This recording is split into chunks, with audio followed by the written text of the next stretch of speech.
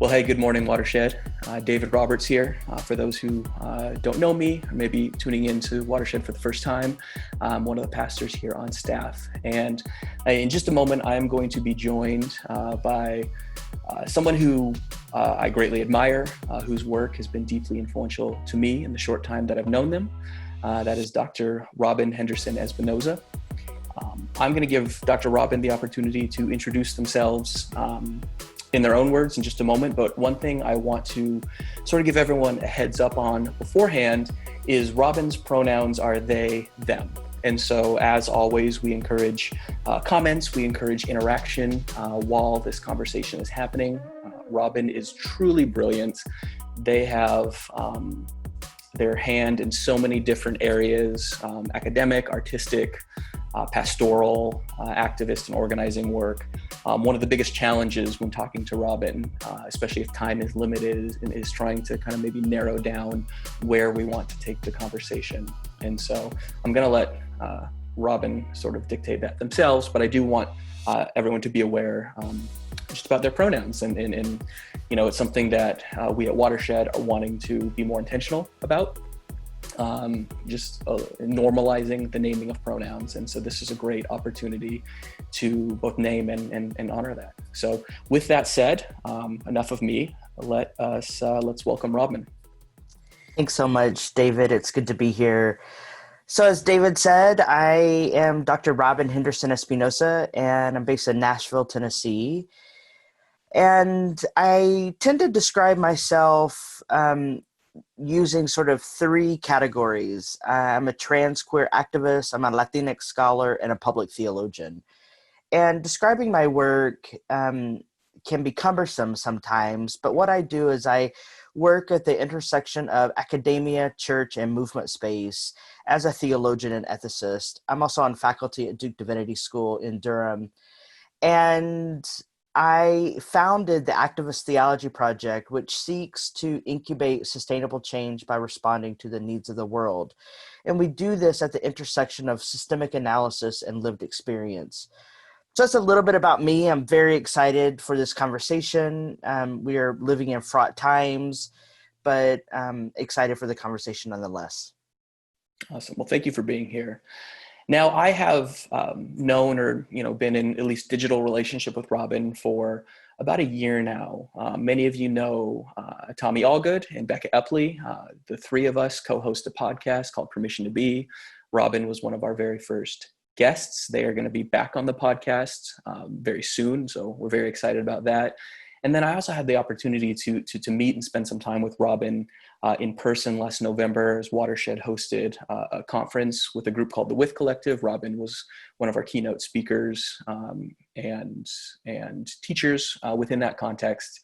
And so it's really just been a great opportunity to hear from, to get to know, not only to learn from, but to get to know Robyn, the person, better over the last year. And so I'm grateful for that. Before really kind of diving in, Robyn, to your work and the ways that it might be practical and important, both in general for our community, but also incredibly timely, I would argue, for what's going on in our world right now. I feel like you have had, just living in Nashville, have had just a crazy couple of months. I remember back right before really everything with the COVID pandemic began, Nashville was hit hard with a series of tornadoes. That's right. And rolling right off of that into COVID.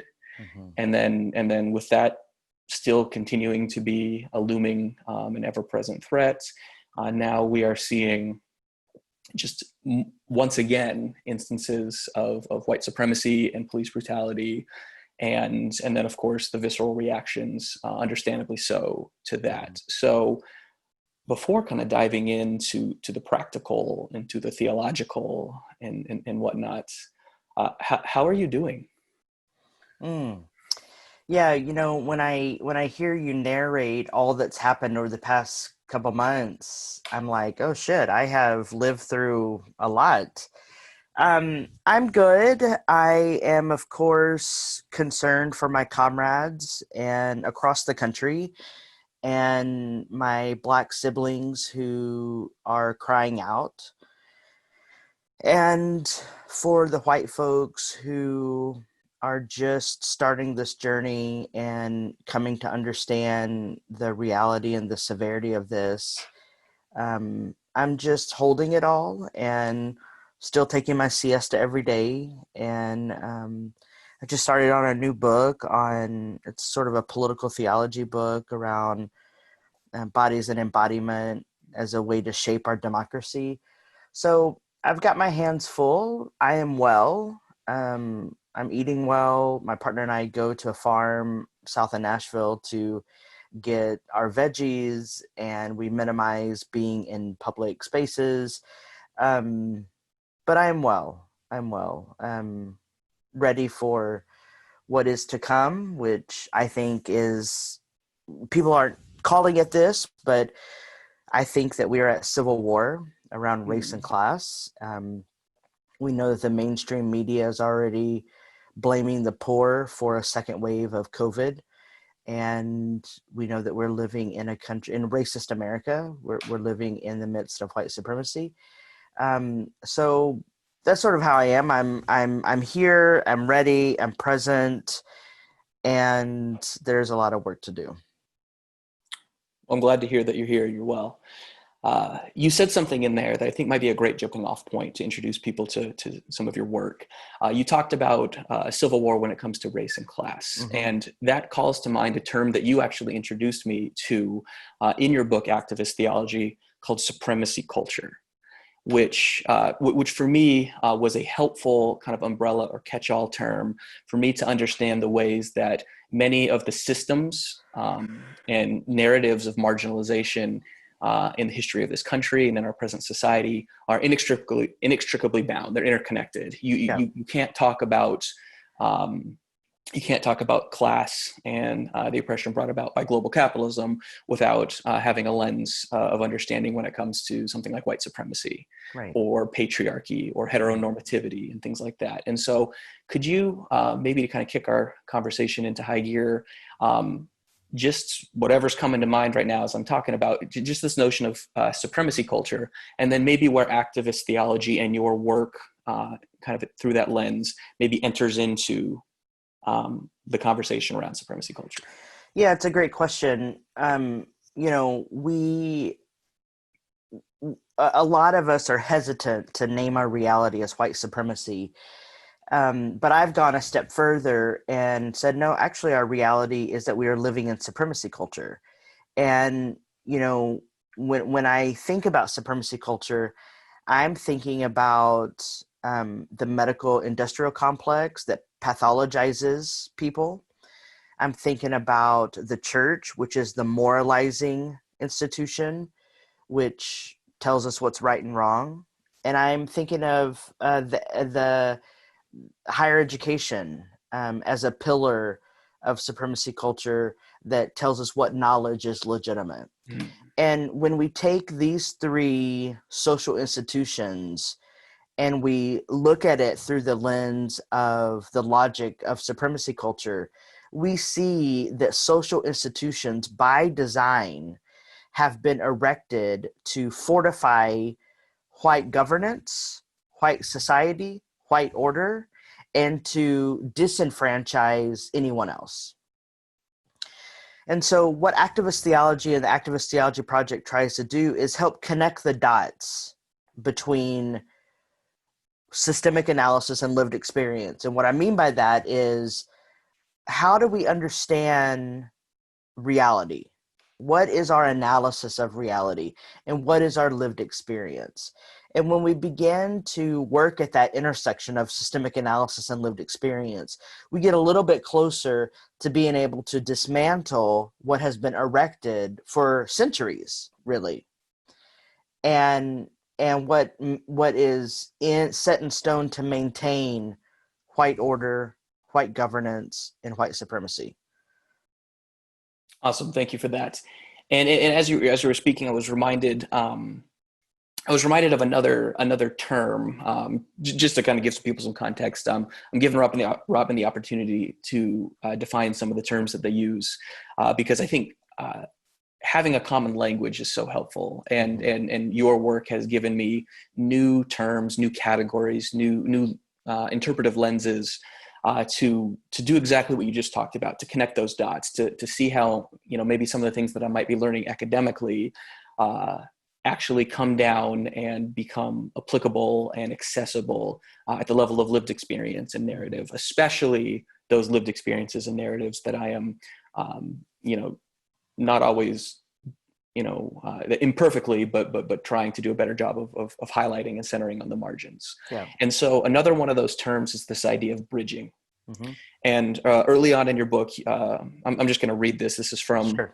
Robyn's book, Activist Theology. It says this, it says, bridging across lines of radical difference is not bridging together conservative and liberal, Republican and Democrat, red or blue. And so when I read that, I think of kind of the, often the calls for like a third way or kind of some Right. sort of centrism or mushy middle or, moderation.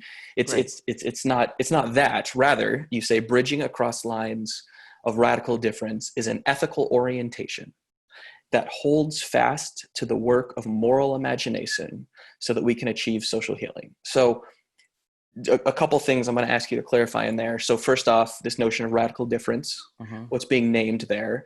And then the other word that stood out to me in there was imagination. Mm-hmm. And what I loved about your book when I first read it back in January, and now reflecting on it again in light, just to give people some context, we're recording this interview a little bit in advance of its airing.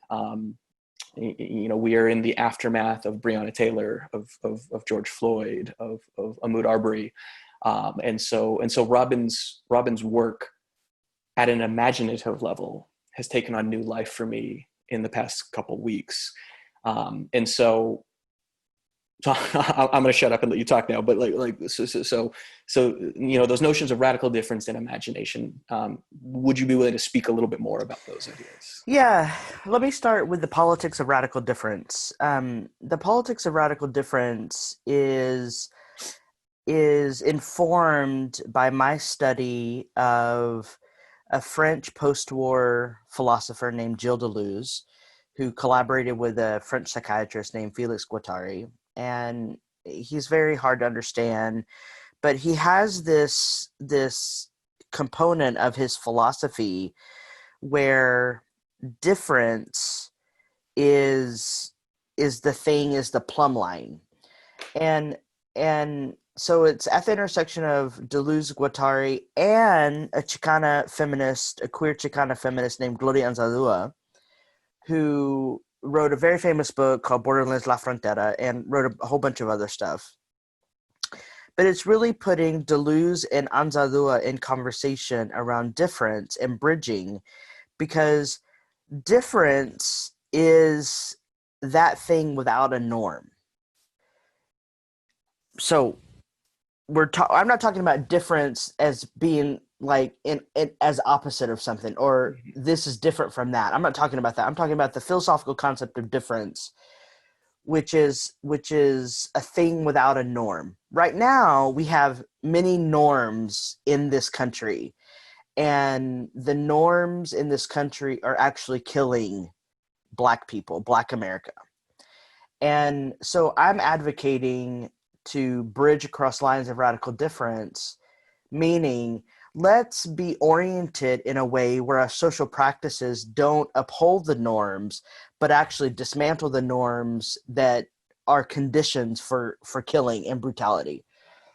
Where imagination comes in is, I think imagination is the best thing we have on our side. In fact, my academic partner, who's a Black queer ethicist, Dr. Nikki Young, you should all read her book on freedom. Nikki said to me when I was finishing my PhD and living in Denver at the time, she said to me, Robyn, I was like trying to figure out what was next for me. I ended up going and being on faculty in Berkeley, and the whole story. I sort of write about that in the book, about moving back home to the South after the election. And that was all about imagination, because I needed to imagine my work at the place where we could really talk about freedom and liberation. And so imagination, for me, is a part of our morality? Can we imagine the kind of world we long to inhabit? If we can, then let's begin to build together, starting in our homes. Let's build freedom in our homes. Let's build freedom with our friends. Let's build freedom in our communities. Let's build freedom in our churches. Moral imagination is that thing that is going to drive us into an ethical orientation of bridging. And without moral imagination, we are left with the current reality and politics that reinforce police brutality and the disenfranchisement of Black America. And really, without exercising moral imagination for liberation of all, we are keeping in place the genocide of Black America. And I want to be very clear that when we are silent about the genocide of Black America, we are complicit, which is why we need moral imagination. Yeah. So, I mean, I can only assume that everything you just said is going to remain deeply, deeply relevant, in the next week or so, when our congregation has the opportunity to hear this conversation. You mentioned something there that I know is key to your story, that I'm familiar with, read the book, we've talked a little bit, but you relocated back to the South. Mm-hmm. You started in the South, you wanted to come back to the South. You've talked about the fact that this was a return to your roots in a sense. And with everything going on right now, the uprisings in Minneapolis, in our own city of Charlotte here, throughout not just this country, but I read this morning there are uprisings against police brutality in London today, in Tokyo, not just about the murder of George Floyd, but recalling and kind of embedding into the society, into society's collective memory, the names of other people who have been brutalized through the upholding of the norms that you're talking about. So, kind of from your perspective, your front porch, perhaps, because I know that's been a locale within the South that you've wanted to think through and draw from. Could we name some of the norms that need to be dismantled? Some of these norms that, a word that has been given maybe some new life in some of the conversations that we've had with other thinkers, writers, and activists over the last couple months amid COVID, has been this idea of apocalyptic or apocalypticism, this unveiling or unmasking of what is, and we can't undo what is. We can't necessarily imagine what could be until we're able to have that apocalyptic moment, that rupture, that interruption, that kind of breaks away the malaise or the deafness that we have to what is. And so let's get practical. Let's talk about some of these norms that need to be named, that need to be addressed, that need to be that we need to imagine through. Yeah. So when I think about norms, I think about systems that are in place that are normative for our culture. And one of those is the police, I think. I think the police need to be defunded, and then we need to abolish the police and reimagine what it means to protect and serve. And I know that might sound radical, but really what we have right now is a system that was set in place after slavery was abolished. They were called the Slave Patrol. And the Slave Patrol, they wore a star on their jacket, and they made sure that no one was out of white order. Not just out of order, but out of white order. So if anyone rebelled, they would be punished and imprisoned. And that grew into what we now know as the prison industrial complex. I think private prisons, I think the whole system of imprisonment needs to be abolished. We need, this is all tied to capitalism. This is all tied to the slaveability of Black America. This is all tied to the fact that we as a society believe that we can control Black America. So the police need to be defunded and then abolished. We need to defund and abolish the prison system. We need to completely overhaul what we think about as our justice system. We know that the Supreme Court is going to, for the next 70 years, legislate supremacy culture. So we have got to create conditions where that is not the case. And that's going to take all of us doing the work of dismantling supremacy culture and reimagining systems, because the systems are imbricated on one another. Mm-hmm. They are tightly networked to produce the same outcome, which is the disenfranchisement of Black, Indigenous people of color. Period. Absolutely. So I want to highlight this because I'm only guessing right now. There are probably some people who heard all that, and whether they're present or conscious in their feelings or not, there's some disruption going on with what you said. Yeah. And so I want to take a step back and highlight the fact that you are speaking very intentionally, very, very precisely about systems. Mm-hmm. And so let's just camp on policing for a second. So this is the way I see the conversation typically going in social media discourse and whatnot. It's debates over whether or not there are good cops or bad cops and things like that. And what I hear you saying, and feel free to correct me if I'm misunderstanding, but that's missing the point. Of course there are individuals who get into law enforcement for virtuous reasons, who are coming in, and maybe they've done the work, so to speak. Maybe they've done the decolonizing and anti-racist work to address some of their implicit biases and to open their eyes to supremacy culture and white supremacy more broadly and so on. But the system of policing and the brief history of it that you gave for us is so embedded, so just encrusted kind of within the history and norms of our country, that at best these good cops, these good police officers, at best they might be able to slow the tide, keep it at bay for a little while. And so it's not, what you're saying is not meant to be disparaging to your brother or your uncle or your sister, your friend who is a police officer and who you know to be an upstanding citizen. It's an unmasking of a system that inevitably will uphold white supremacy. And it almost needs to be disfunded, dismantled, and reimagined, for the sake of the souls of our good cops, of those who want a more equitable and just society, and who want to participate and be part of that, but are resisting a system that is bigger than them and bigger than their good intentions. That's absolutely right.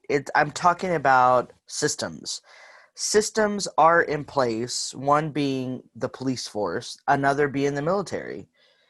The police force is in place to maintain white order, white governance.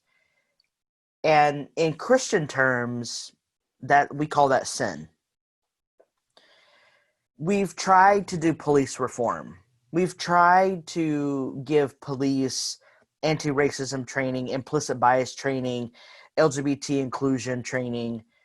But what we're seeing is that police reform is not enough. It needs to be defunded and then abolished, as it is now as a system, because of the racist and supremacist history from which it comes.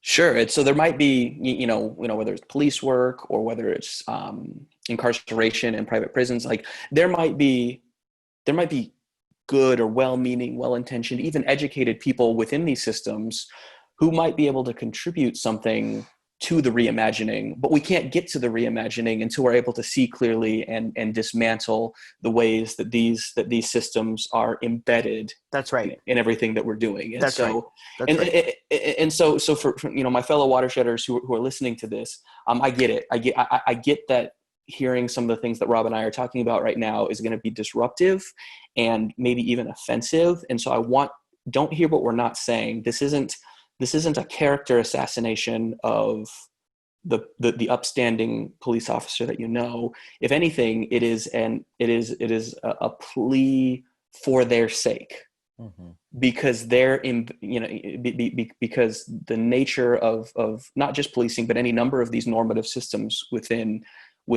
our society, they threaten the humanity of those of us who are complicit with them, even with our best intentions. And so, what Robyn's talking about is a universal project. It's something that,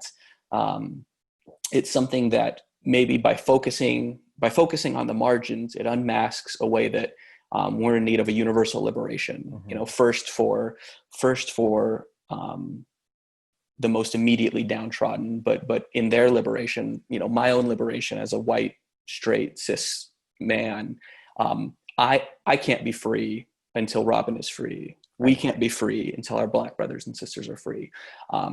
So one of the most liberating, important steps in my own journey, and I'm still on it, has been this sort of systemic approach, or this systemic analysis that Robyn's talking about. Yeah, and I think I want to also say it can feel uncomfortable talking about abolishing the police. Oh my God, we're talking about abolition. But we need to be clear that as a people in this society, there's always been abolition efforts. And they've always been Black led. And white folks have joined in the effort because they see the severity of what's happening. And so I think what I want the folks at Watershed to hear is an invitation to see more clearly. That when I talk about the systems that are in place, that are interlocking, that are causing oppression, I just want to invite you to see that reality. And then whatever your emotion is, turn that into action and join the efforts for collective liberation. Absolutely. Now, one of the key tools that I've read in your book, I've heard you speak on, is story and narrative. So would you take a moment to talk to me a little bit about what story, what narrative gives us as a means of maybe turning some of that disruption into action, how we can use that and leverage that as a means of dismantling some of these norms? Sure, yeah. A lot of us don't realize the stories that we've inherited that actually contribute to us participating in supremacy culture. And so I always like to invite folks to restory themselves and narrate the story that names the complicitness in supremacy culture. And then now let's reframe that story into a narrative that is about liberation. And story is a great tool because story brings us together. And story actually highlights a fundamental reality that at our core, we all have a story. And we're all united through story. So story can shape us. Story can change us. Story can cast an imaginative or prophetic imagination in our community. Story can do a lot of work. We just need to learn to tell the truest truths about our story before we can get to that place of imagining a better narrative. So building off of that, one of the stories that you draw from in the book is the passion narrative. And you talk about sitting in the space of Holy Saturday. And that was one of the lines that really came back to life for me this week, reflecting and lamenting with our Black community about the murder of George Floyd, of Breonna Taylor, of Ahmaud Arbery, and others. So let's get theological, so to speak, for a moment. Let's talk about this idea of Holy Saturday, and we're removed from a little bit removed from Easter, the day of Easter, but within the church calendar, the Sunday that we're recording this is the celebration of Pentecost. And so there is often a temptation, I think, to for Christians, we camp on the resurrection. and the crucifixion and the resurrection, but there's these other parts of the Easter narrative, Pentecost being one, but then Holy Saturday being another one. Mm-hmm. So in what ways do you see, our present cultural moment collectively as a Holy Saturday moment, and how, and is there hope in that in your mind? Well, so, I mean, first let me answer the second question. There's no hope in this current system. Mm-hmm. And the church is not innocent. Democrats are not innocent. We know that, I'm going to talk about politics for a minute. Mm-hmm. We know the GOP, the Republicans, there's no justice with them. But the Democrats are also not innocent. So we have to think about this like on a large scale. That Holy Saturday, there's no hope that the resurrection will come if we are banking on the systems that are in place, which is why I say we are living in perpetual Holy Saturday. Mm-hmm. There is hope if we begin to imagine a different future, a different narrative. Liberation theology talks about the eschatological horizon, what is to come. Mm-hmm. What is to come is this imagination that we are to embody in flesh for a new system to emerge. Mm-hmm. And that new system, that new imagination, that new reality can only emerge when we name the failure of hoping in this current system. So there's a lot of richness in there. Maybe to kind of highlight, I love the language of a perpetual Holy Saturday, and some of the beauty in that is this reminder that within the Christian tradition, resurrection is not a resuscitation. It's not a reversal of the death, but it's an embrace. Even the Apostle Paul talks about finding his identity in Christ, in the crucified God and the crucified Christ, taking on this cruciform identity, which requires a complete abolition of what was. That's right. A death of what was. Resurrection doesn't reverse that death. It doesn't go around that death. It goes through it. And That's this right. notion of new creation is something truly novel that emerges on the other side, but it has to pass through that death experience. That's like you're right. naming. Yeah, I mean, it was Marx who said the only way out of capitalism is through it. Mm-hmm. And the only way out is through the bullshit that we're encountering right now. And that takes courage. That takes moral courage. And it takes an imagination for what can emerge. I mean, today at 3 p.m. in Nashville, we're having a community meeting on the people's budget, because budgets are moral documents. Mm-hmm. How might the people fund Nashville? Well, it first starts with defunding the police and policing efforts. Mm-hmm. We know that the police, in Black neighborhoods, there's a more heavy concentration of criminalization in Black neighborhoods, whereas in white neighborhoods, there is a more heavy presence to protect. Mm-hmm. Why? We need to ask ourselves, why is this? So, the only way out is through, and the crucified Christ has to be our imagination, because the crucified Christ did not remain dead. In fact, the crucified Christ, the crucified God, transformed. Mm-hmm.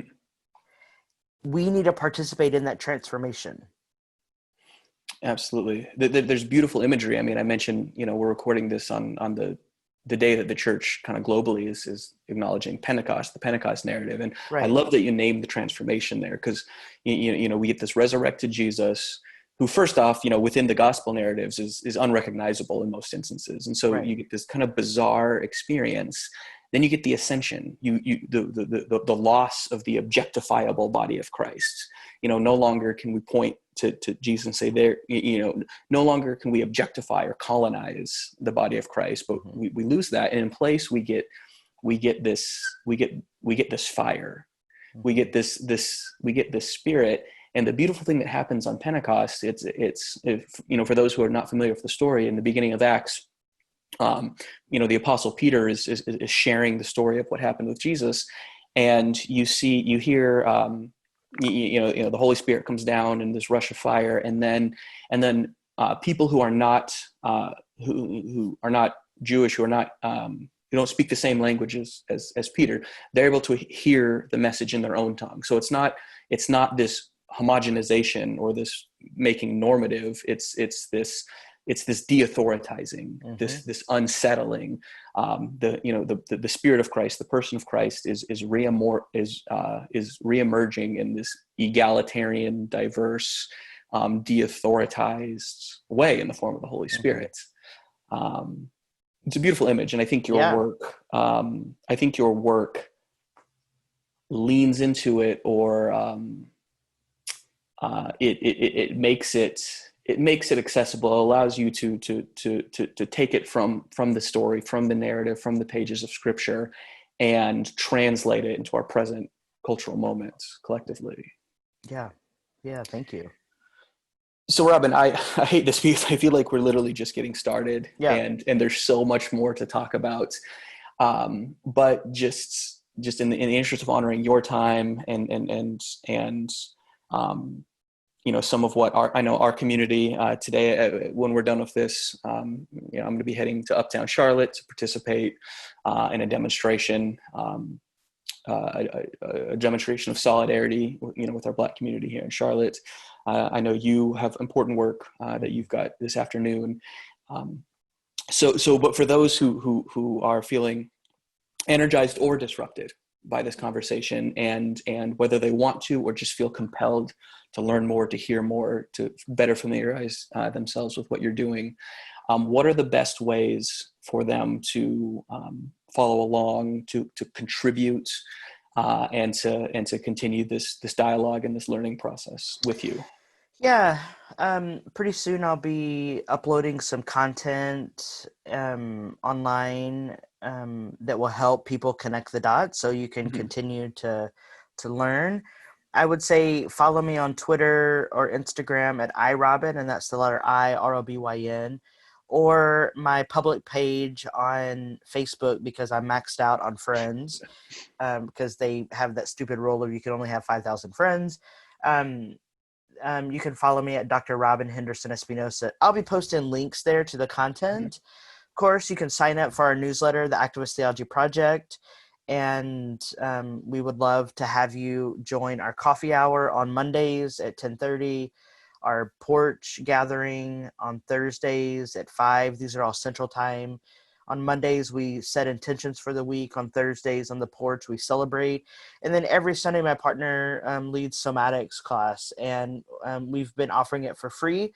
But starting today, we're accepting donations, and we're sending all of the donations to Black Lives Matter organizations.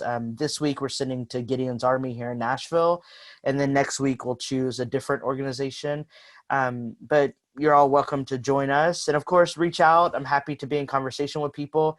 I love the practice of conversation. The more we talk with each other, the more we tell our stories, the more we get to know our stories, the better we can work for liberation for all.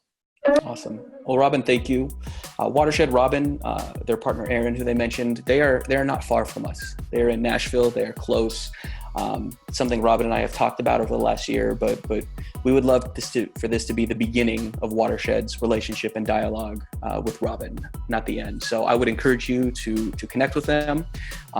If any of the things that they mentioned sounded intriguing, challenging, empowering, please do that. We'll also provide some links for that. But Robyn, once again, just thank you for lending us some of your time.